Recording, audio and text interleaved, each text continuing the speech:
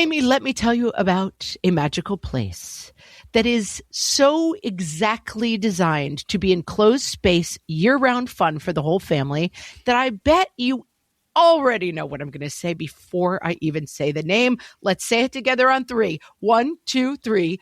Great Wolf Lodge. You got it, Amy. My kids loved Great Wolf Lodge when we went. You probably already know that it has a huge indoor water park with a wave pool, lazy river, a bunch of massive water slides. But then your pack can hit the other attractions because, wait, there's more. Great Wolf Lodge has adventure-packed attractions like Magi Quest, a live-action game kids can play throughout the lodge, plus the Northern Lights Arcade. Spent some quality time there, so your kid who loves the lazy river and your kid who loves fantasy games will both have a great time. Great Wolf Lodge also offers great dining options and complimentary daily events like nightly dance parties, all under one roof. Unpack the car once and you're settled in to have fun. And with 22 lodges across the country, you're always a short drive away from adventure. We've both had such great times at Great Wolf Lodge, so bring your pack together at a lodge near you.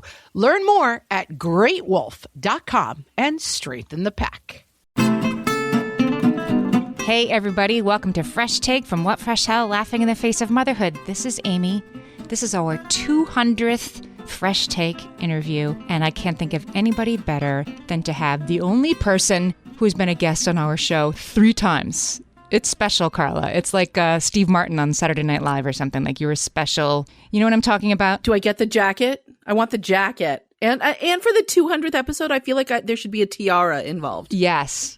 Well, you're a special guest. We love having Carla on, and you're about to find out why. So Carla Naumburg is a clinical social worker. She's a mother, and she's the author of 4 nonfiction books, including her international bestseller, How to Stop Losing Your Shit with Your Kids, and the follow-up, You Are Not a Shitty Parent. And Carla's new book, which we will be talking about today, is for middle grade kids, and it's called How to Stop Freaking Out, The Ultimate Guide to Keeping Cool When Life Feels Chaotic. There it is. Thanks for being with me, Carla. I'm so happy to be here. I love this podcast, and I love chatting with you. Oh, thank you. So this generation of kids, I'm glad this book is out because it feels like something is going on with this generation of kids. And is it that we're all more anxious? Is it that these kids are more anxious? What do you think is going on? I think there's a bunch of stuff going on. I think we are all more anxious for sure. And I think there's a lot of reasons for that. One is there's legitimately anxiety-provoking stuff happening in the world right now. And I'm not going to detail it all because I don't want to send us or your listeners into an anxiety spiral, but we all know what that is.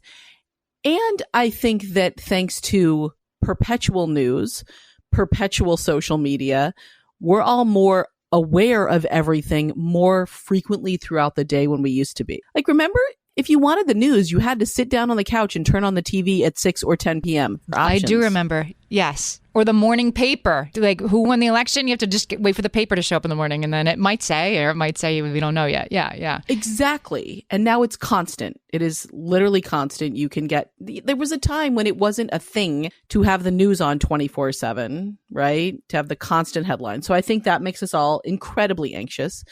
Are kids more anxious today than in the past? I've been thinking about this a lot. And the truth is, I don't know. Because kids have always had a lot to be anxious about. You know, when I was a kid before social media, we did earthquake drills at school. I spent part of my childhood in California. And this was, the early mid 80s. What were we worried about? HIV and kidnapping, right? This was like the early start of the HIV pandemic. And it was when we were still learning. And I was living right outside San Francisco. So we didn't know what was going on. And people were very, very scared. Yeah, that's true. I mean, both of those things in San Francisco were very specific, right? Earthquakes and the AIDS crisis weren't pie in the sky weird things to be concerned about. Maybe if you were 10, but yeah, you weren't a seismologist. And also in the United States, in that time, there was a real fear of your kids being kidnapped. Do you remember this? Yes. Stranger danger. Yep. We could go into that, but we won't. And, I'm thinking about what my dad grew up with, like polio. Right? He couldn't go to public pools because he was terrified of getting this like horrible disease that would paralyze him, and nuclear war. That's the kind of school drills they did. So I'm not going to go down this rabbit hole either. Let's just talk about it. Let's just make all your listeners anxious this whole show, Amy. But the point is, I think kids have always had really legitimate reasons to be anxious throughout all time.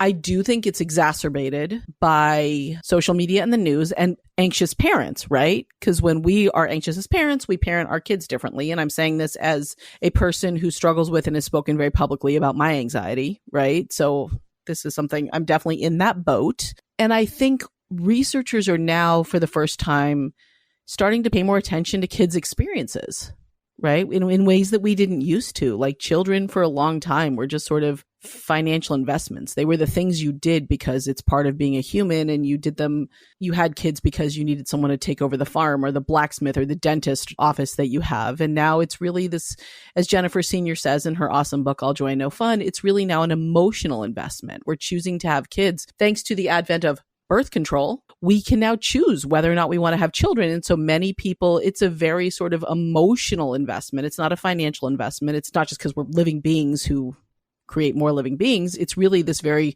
for many people, a conscious, intentional decision. And then we have these kids and we want to understand more about their experience and how to help them function more happily and with less pain and suffering. And so I think we're actually writing and thinking about this stuff for the first time in human history. But I guess if you are that parent, and all of us are that parent, it's good to understand and engage with the idea that kids can be responsible for some of this work themselves. So this book is for 10 to 14-year-olds. And I wanted to ask you, do you think there's something about that developmental age that makes them newly able to sort of understand for themselves, geez, this is why I freak out. This is what I can do about it.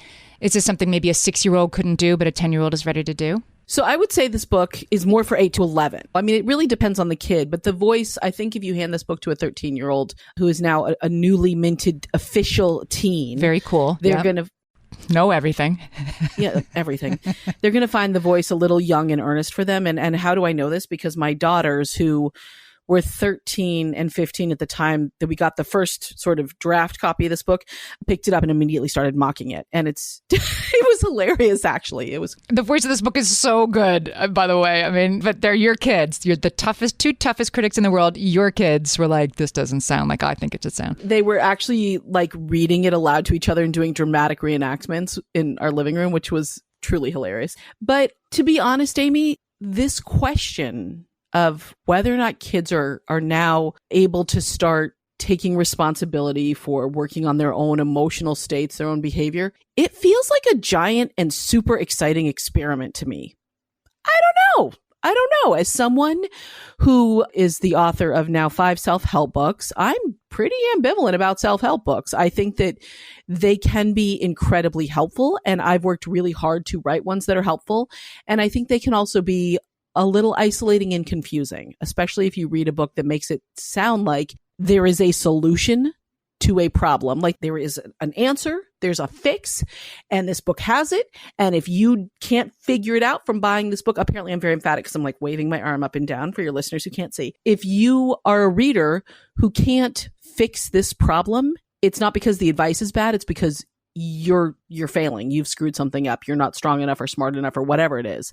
And I think there are definitely self-help books out there that make it seem like truly intractable problems, like babies who won't sleep through the night or anxiety or whatever, are fixable.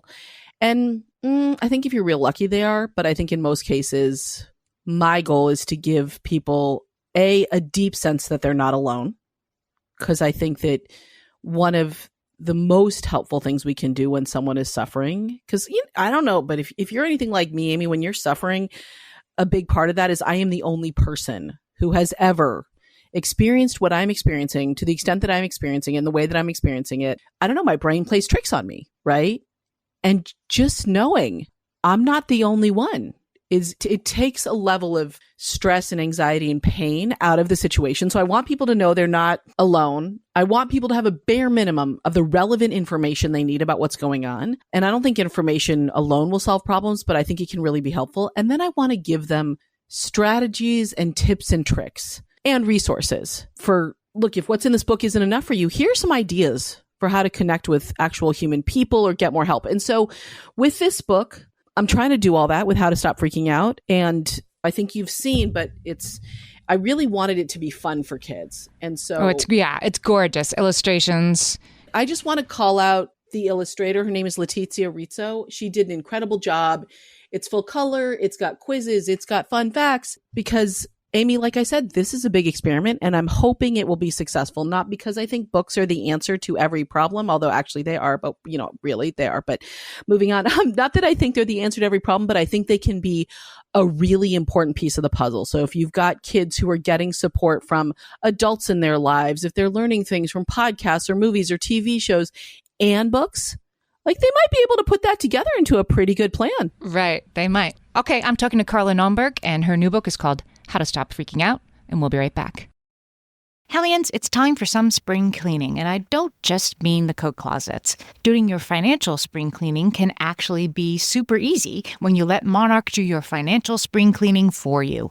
One dashboard that gets your entire financial life organized. No more clutter, no more mess, no more logins scattered everywhere, just accounts, investments, property, and more, all in one place. Get your first year of Monarch for half off, just $50 with promo code FRESH. Monarch allows you to look not only at what you've already spent, but also to plan for the future. With Monarch, you can set savings goals, plan for big purchases, and notice spending trends before they become a problem. I can generate cash flow reports that show me what we spent this quarter, this month, what we're probably going to spend next month, and feel prepared, organized, and knowing how to plan for the future. No more surprises and a lot more clarity. Try Monarch. Use code FRESH at monarch.com to get your first year half off at just $50. That's 50% off your first year at monarch.com with code FRESH. All my kids learned to swim when they were little. It was super important to me that they be confident and safe in the water.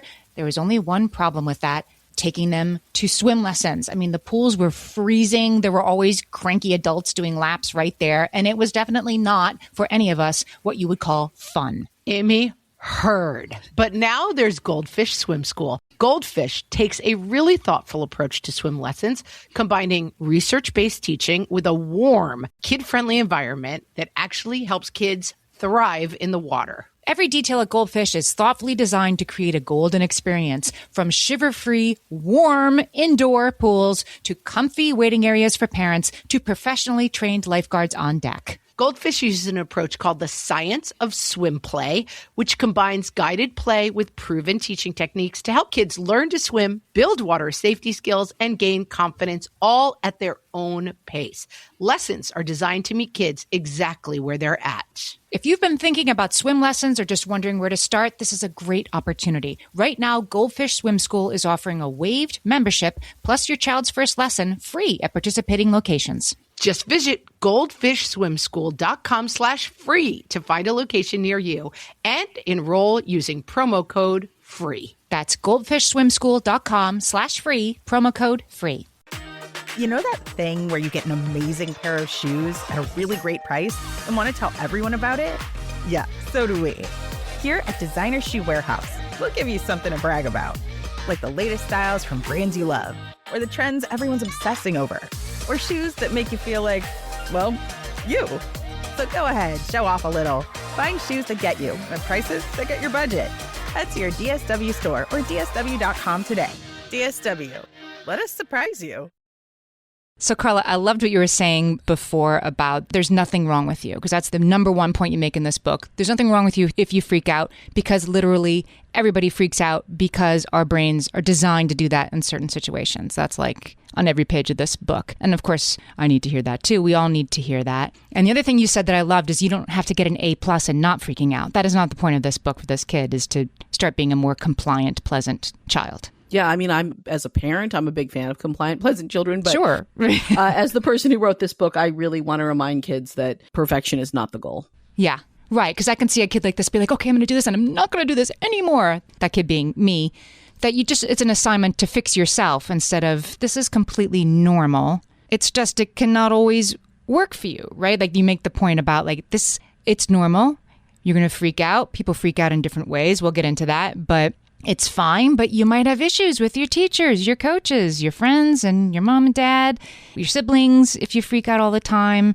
So that might be a reason to work on it, and it's probably not getting you closer to what you want, but instead farther away from it. And I just thought that was such a good thing for, of course, a kid to hear, but literally anybody who's engaging with this. Yeah. And it just feels bad, like freaking out. I mean, every once in a while, I'm not going to lie, losing it can feel a little bit good because you're like getting that tension and stress out of your body. It's a little cathartic, but often there is an element of feeling very out of control, and usually freakouts are propelled by really negative, unpleasant emotions. And it doesn't feel good. It doesn't make life any easier. And so, but it's a thing we all do. Like you said, Amy, totally normal. But if there's a way we can freak out less often or less intensely, or at the very least know how to pull ourselves back together again after it happens, like that's all awesome. Let's do that. Mm-hmm. Okay. So the strategies in this book are about getting yourself sort of back to a calmer state quicker, but also being honest with yourself about, you say in the book something about the buttons. We all have buttons that can be pushed. You walk kids through that concept. And it's about making your buttons a little harder to find. 100%. So anybody who has read How to Stop Losing Your with Your Kids will recognize a lot of what's in this book, because this book is really sort of a middle grade adaptation of that previous book, which means it's a lot less sweary, a lot more illustrations, and we have fun quizzes because kids love quizzes. Who doesn't love a good quiz? But the same idea stands, which is that our bodies, no matter what age you are covered with these sort of invisible buttons. And I tend to think of these buttons as being powered by our thoughts and feelings. And the more intense or unpleasant thoughts and feelings we have, and I go through the difference in the book between thoughts and feelings, the brighter, more sensitive, more pushable those buttons become. And so part of the book is understanding that what's happening there with our buttons. Part of the book is understanding what makes them bigger. And I really try to offer kids a variety of ways to make sense for themselves, because we all have different experiences. What makes your buttons bigger and more pushable, and what makes them smaller, dimmer, and harder for other folks to get to, or for, less pushable. And then how can you start to notice when your buttons are being pushed and you're about to freak out?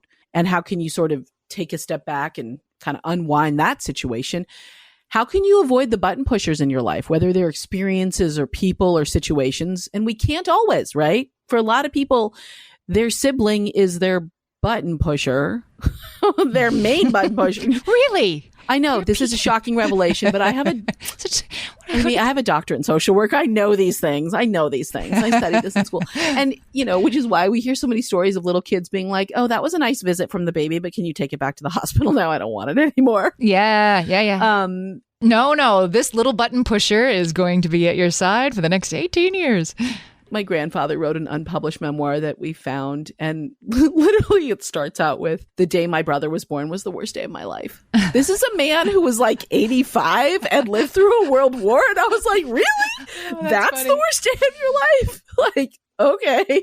And so there are some button pushers we can't avoid. And so how can you sort of take care of yourself? Like, if you know you're going into a situation where your buttons are going to be pushed, how can you take care of yourself? And like you and I talked about, I don't expect kids to read this book and turn everything around 180 instantly. But the hope is that we're planting seeds, right? And that over time, they'll have experiences and start to think, oh, I'm really stressed. Maybe I can take a few deep breaths. Maybe I can walk outside. Maybe I can go for a run. Maybe I can turn on my favorite song. And again, none of this is rocket science, right? I'm not really introducing any brilliant new concepts. I'm hoping I'm writing it in a way and sharing it with the kids in a way that they can find it really accessible. Because what I've learned, Amy, again, because I'm highly skilled, is that kids don't want advice from their parents. Right. And so I'm trying to offer it in a different way. Let's talk about the concept of the inner safety squirrel, because Margaret talks a lot. I wish she was here today, because she talks a lot about the anxious bunny, that sometimes it's good to be the anxious bunny survives. Ooh, My mother used to tell her that. Yeah. So it seems to me the inner safety squirrel is probably kindred spirits with the anxious bunny. But tell us about the inner safety squirrel. 100%. So I was trying to find an animal that I thought most kids have seen in real life that was also furry and cute. And if you are a person out there who doesn't like squirrels, then I apologize in advance. I know a few of you exist. But the idea here is that I was trying to give kids a sense of how their limbic system works, which is this part of our brain. It's sort of the reptilian part that's been around for a very long time. It's in the back of our head, above our necks. And it is there to just keep us alive. It's the part of our brain that makes sure we're breathing and that we're doing the things our heart is beating, that we're doing the things our body needs to do to stay alive. And when we're freaking out, it's the part of our brain that's running the show. It's in charge.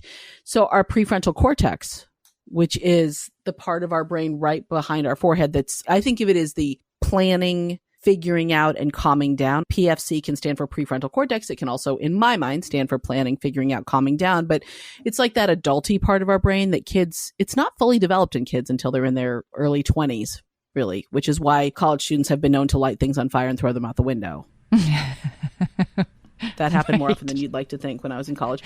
It's because this part of their brain that's like, is this really a good choice? That's the best choice for me. That part of their brain isn't like 100% online yet. So when we're freaking out, whether you are a kid without a fully functioning PFC or an adult with a hopefully fully functioning PFC, that goes offline when we're freaking out. And our brains become this safety squirrel that's like, I just need to be safe. And if you've ever watched a little squirrel, they're kind of bonkers. They like zip around in really erratic directions. Sometimes they freeze and they just stand there and stare at you. Sometimes if you actually watch them, they actually get other squirrels whipped up into a frenzy. So it's not a real thoughtful, intentional part of our brain, but we need to be really grateful for our limbic systems. And the reason I made them safety squirrels instead of like freak out squirrels is because they're doing this with the purpose of keeping us safe. And folks listening to this might wonder, my kid often freaks out in situations that have nothing to do with safety. What are you talking about? They freaked out because I cut their waffle wrong. Again, please remember that they don't have the other part of their brain functioning yet. So we need to be that prefrontal cortex. We need to provide that vibe, that like calming down vibe for them in that moment, which is actually incredibly hard to do for some of us when your kids are freaking out. So the inner safety squirrel, to put it in the terms that you're talking to kids about, it's like, it's good that it's there and it keeps you safe. It's just sometimes it's trying to keep you safe in a situation where it doesn't really need to be worrying. It's a situation that is safe, like breakfast time and you're getting a waffle and the inner safety squirrel is still like making noise. I don't know. Maybe you feel really threatened by the shape of that waffle. No, I mean, I think the other thing that happens is sometimes our limbic system takes over because we feel unsafe for reasons that the classic example is you see a stick on the ground and your brain can't immediately figure out if it's a stick or a snake.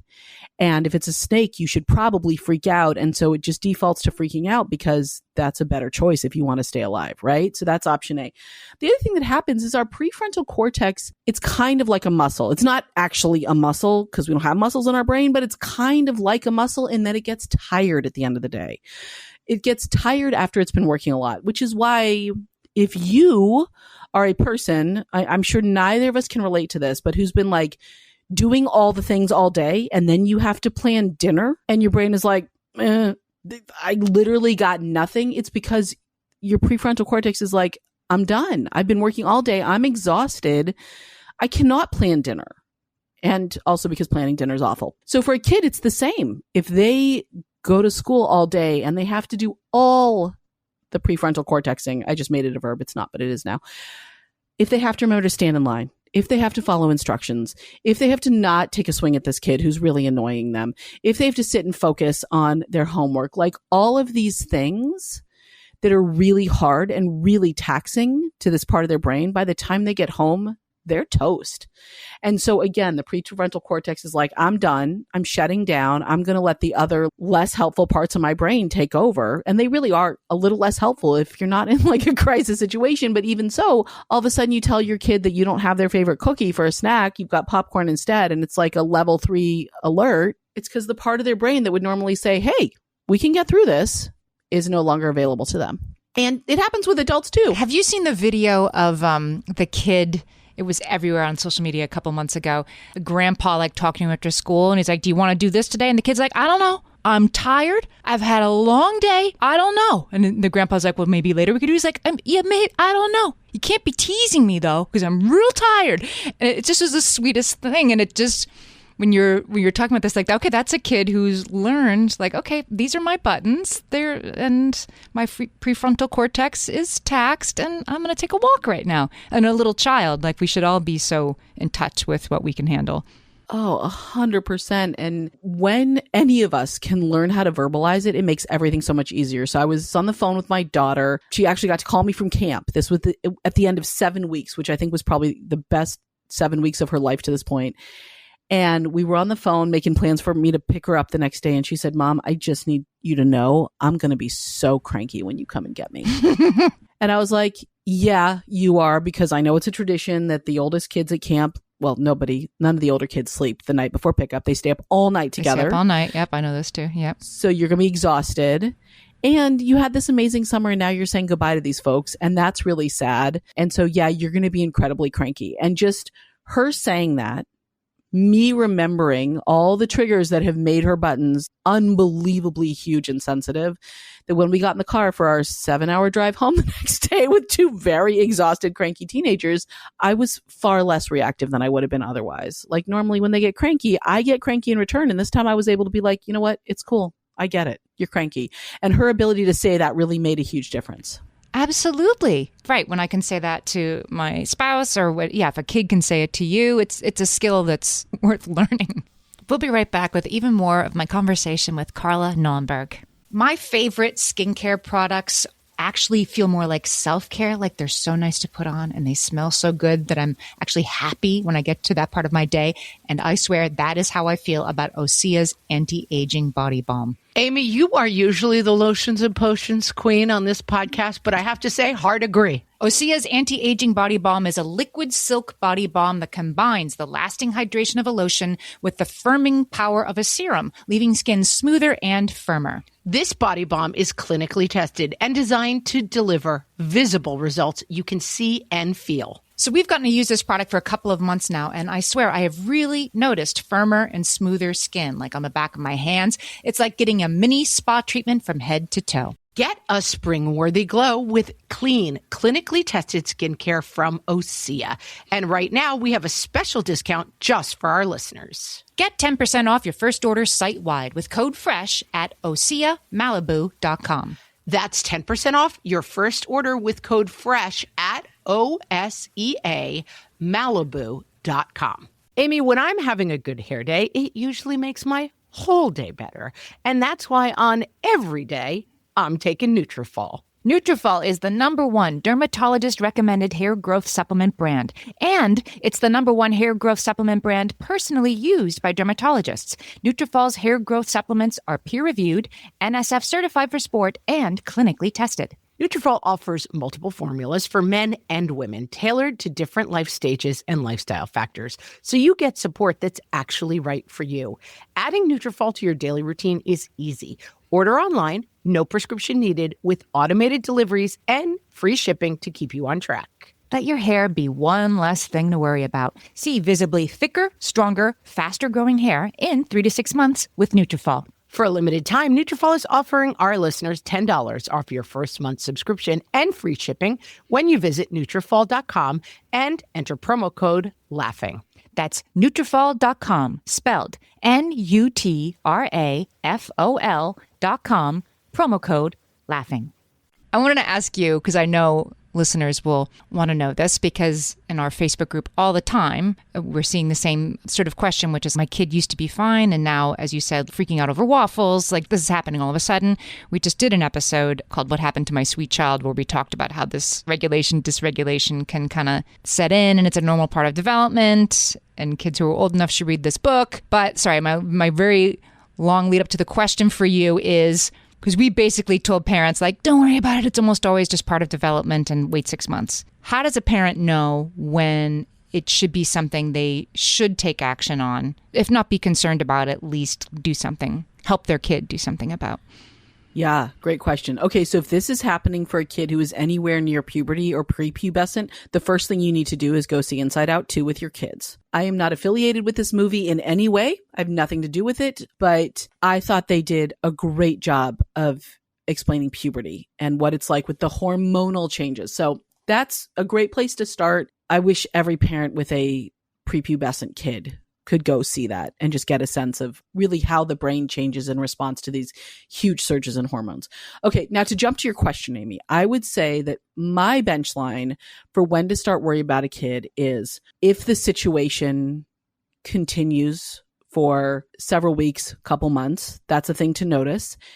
If it is somehow, if it's showing up outside of your home in new and different ways.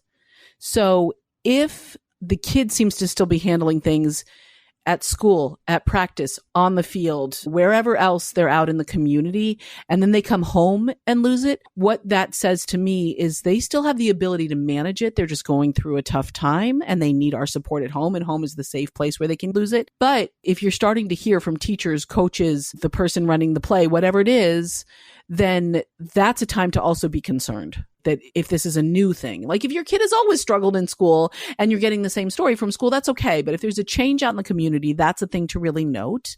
The other thing to note is if you feel like this new thing happening is starting to make it hard for your child to engage in the activities they want to do, to be successful in the things they want to do. So an example is a kid might come say to you, I think I have anxiety. And this especially happens once kids get on social media, right? They see all these things on TikTok about you have anxiety, you have ADHD, you have all these things, like the other folks talking about it, and then kids decide they have it. I don't know, maybe your kid has it, maybe they don't. But if you're not seeing any changes in their life in general, I probably wouldn't worry too much about it. But if they say, I don't want to try out for the play, when they've tried out for the play every other year, or I don't want to play soccer, or I don't want to, X, Y, and Z because I'm worried about how other people look at me, or they might not even say that second part. That's being pretty vulnerable. They might just say, I don't want to do it. And they can't tell you why. That's when you start to think maybe there is something going on. So if it lasts a significant amount of time, if it's making it hard, if you're noticing changes in their behavior out in the community, if you're finding they don't want to do things they used to enjoy, or if there's just a really significant major event, like let's say your kid was never violent before and now they're violent in a way that you didn't anticipate, that may be something to really say, can you talk to me what's going on? And if the kid can't really articulate it, maybe time to reach out. And what I say to folks is the first place to always start is with your pediatrician if you're concerned.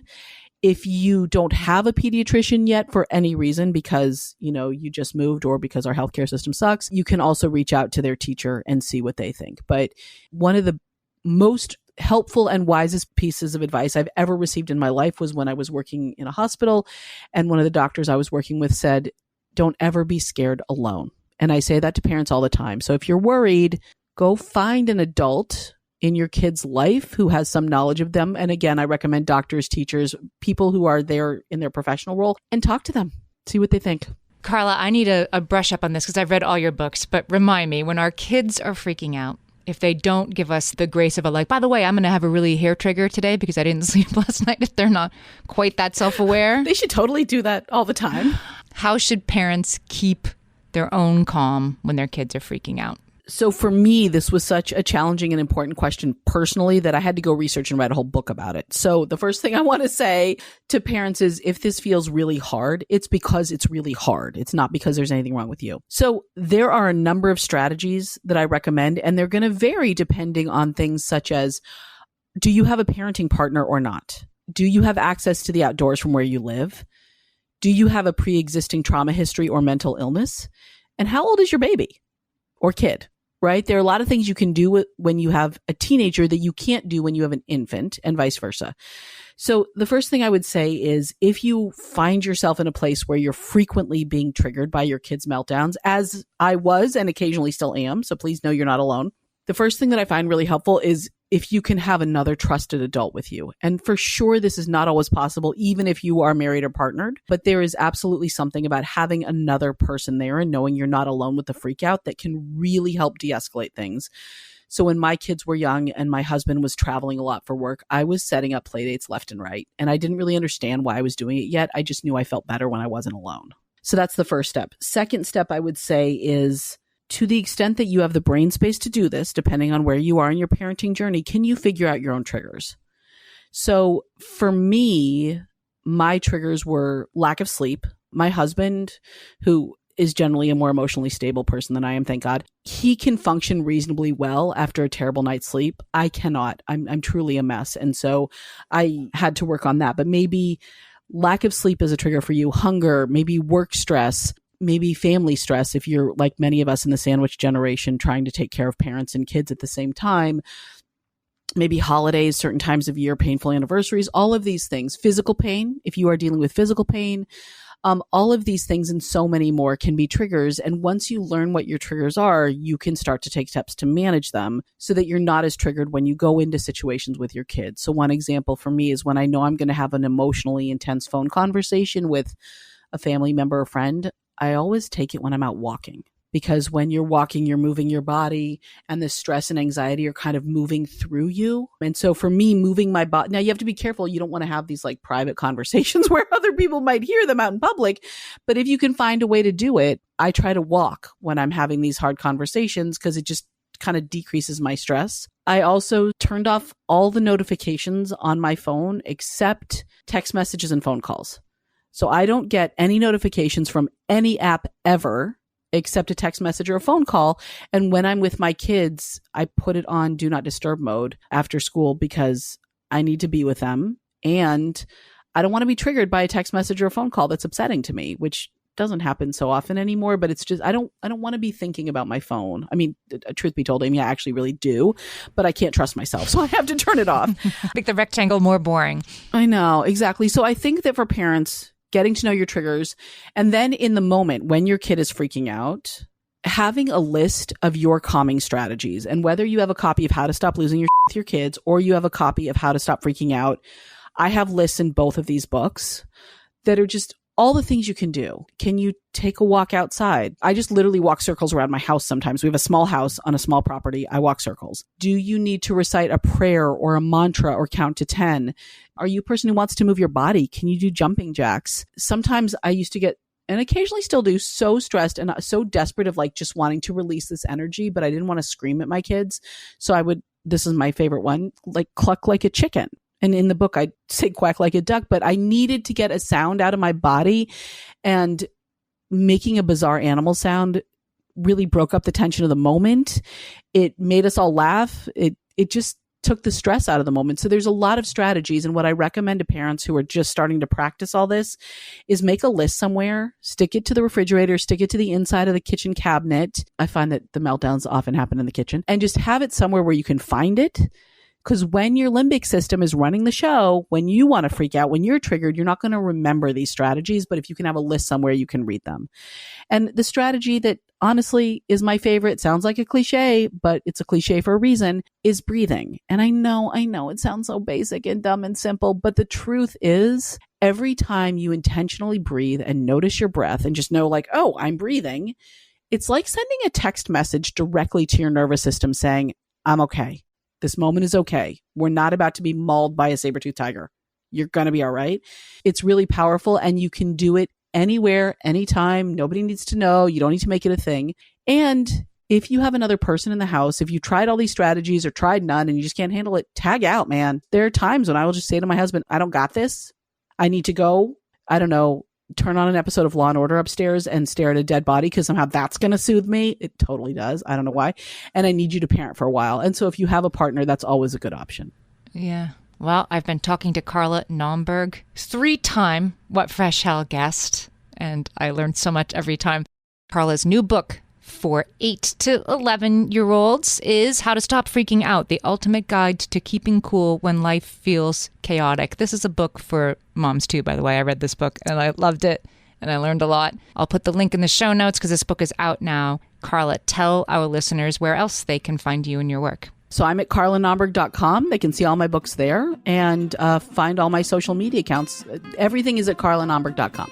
I'll link to that as well. Carla, thanks for talking to me today. Thank you so much. Always a pleasure.